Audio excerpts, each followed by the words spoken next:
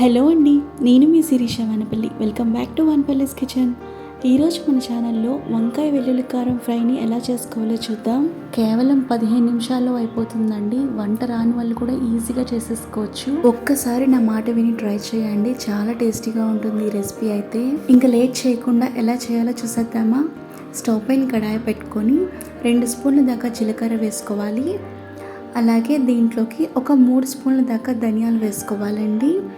ఇప్పుడు దీంట్లోకి వెల్లుల్లిపాయ రబ్బలు వేసుకోవాలండి. వెల్లుల్లిపాయ రబ్బలు కొంచెం ఎక్కువగానే వేసుకోవాలి. ఇవన్నీ కూడా కలుపుకుంటూ మనం ఇప్పుడు డ్రై రోస్ట్ చేసుకోవాలి. అంటే ఒక 2 నిమిషాల పాటు ఫ్రై చేసుకుంటే సరిపోతుంది. హై ఫ్లేమ్లో పెట్టి ఫ్రై చేయకండి, లో ఫ్లేమ్లో పెట్టుకొని ఫ్రై చేసుకోండి. హై ఫ్లేమ్లో పెట్టుకొని ఫ్రై చేసుకుంటే త్వరగా మాడిపోతాయి. సో లో ఫ్లేమ్లో పెట్టుకొని ఫ్రై చేసుకోండి. ఇలా మంచిగా ఫ్రై అయిన తర్వాత ఒక మిక్సీ జార్లోకి వేసుకోవాలి. ఇవి చల్లారిన తర్వాత మిక్సీ జార్లోకి వేసుకోండి. ఇప్పుడు దీంట్లోకి 1.5 స్పూన్ల దాకా కారం వేసుకోవాలి. ఇదంతా మంచిగా గ్రైండ్ చేసుకొని పక్కన పెట్టుకోవాలి. గ్రైండ్ చేసేటప్పుడే కొంచెం వాటర్ కూడా వేసుకొని గ్రైండ్ చేసుకోండి.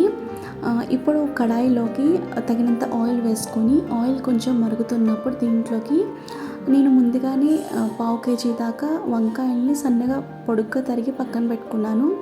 ఆ వంకాయ ముక్కలన్నీ ఇందులోకి వేసుకోవాలి.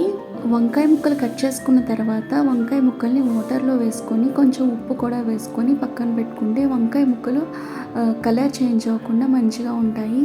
ఇలా వంకాయ ముక్కలన్నీ కూడా వేసుకున్న తర్వాత ఒకసారి గరిటెతో బాగా కలుపుకొని దీనిపైన మూత పెట్టుకొని ఒక 5 నిమిషాల పాటు అలాగే వదిలేయాలి.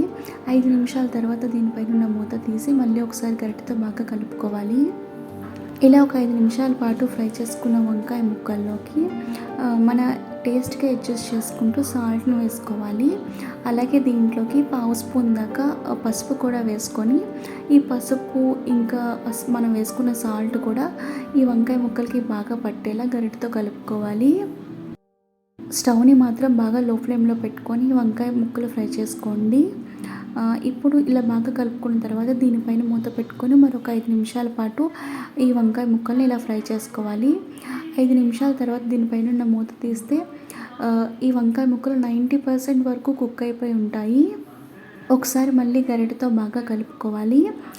ఇలా కలుపుకున్న దాంట్లోకి మనం ముందుగా గ్రైండ్ చేసుకున్నాం కదా వెల్లుల్లి కారం, ఆ వెల్లుల్లి కారం పేస్ట్ అంతా కూడా దీంట్లోకి వేసేసుకోవాలి. నా వీడియోస్ మీరు మొదటిసారిగా చూస్తున్నట్లయితే లైక్ చేయండి. మీరు లైక్ చేయడం వల్ల మరికొంతమందికి ఈ వీడియో రీచ్ అవుతుంది. అలాగే సబ్స్క్రైబ్ చేసి బెల్ బటన్ క్లిక్ చేయడం మాత్రం మర్చిపోకండి. ఇలా మనం గ్రైండ్ చేసుకున్న వెల్లుల్లి కారం అంతా కూడా ఇందులోకి వేసుకున్న తర్వాత ఈ వంకాయ ముక్కలకి వెల్లుల్లి కారం అంతా బాగా పట్టేలా కలుపుకోవాలి. కలుపుకునేటప్పుడు కొంచెం స్లోగా కలుపుకోండి, ఎందుకంటే వంకాయ ముక్కలు కొంచెం పేస్ట్లా అయిపోతాయి కదా. సో అందుకే కొంచెం స్లోగా కలుపుకోండి. ఆల్రెడీ కుక్ అయిపోయిన వంకాయలే కాబట్టి 1 నిమిషం పాటు కలుపుకుంటే సరిపోతుంది. వెల్లుల్లి కారం కూడా వేసుకున్న తర్వాత ఒక 3 నిమిషాల పాటు ఫ్రై చేసుకొని ఇప్పుడు చివరిగా కొంచెం కరివేపాకు వేసుకొని బాగా కలుపుకోవాలి. కరివేపాకు కూడా వేసుకున్న తర్వాత స్టవ్ ఆఫ్ చేసుకొని వేడివేడి అన్నంతో సర్వ్ చేసుకుంటే టేస్ట్ అయితే ఎక్సలెంట్ ఉంటుందండి.